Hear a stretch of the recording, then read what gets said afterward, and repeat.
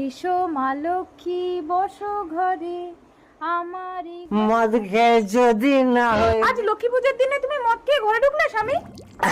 বেশ করেছি, 100 বার খাবো। এই তোমার ডিম দেওয়া মুরগিটাকে কেটে আমাকে এক্ষুনি রান্না করে দাও, আমি খাবো। পূজার দিনে অমন কথা মুখেও আনতে নেই স্বামী। এই তুমি দেবে? এই কই রে সে মুরগিটা? আমার ডিম দেওয়া মুরগিটাকে তুমি মেরো না স্বামী। এই! আয়, স্বামী! ছি, ছি, ছি, ছি, না, না, ধরে না, ছি, ছি। যার ঘরে স্বামী স্ত্রীর কথা শোনে না, দুবেলা ঝগড়া করে, আমি তার ঘরে থাকি না।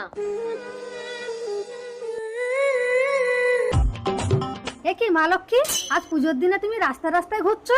এসো আমার রাজপ্রাসাদে, সোনার সিংহাসনে বসে দুবেলা রাজভোগ খাবে। তবে আমার রাজপ্রাসাদে একবার ঢুকলে কিন্তু আর বেরোতে পারবে না মা। তার মানে তুই দম্ভ আর অহংকারের পাঁচিল দিয়ে আমাকে বন্দি করতে চাইছিস? মনে রাখিস, অহংকারই পতনের মূল।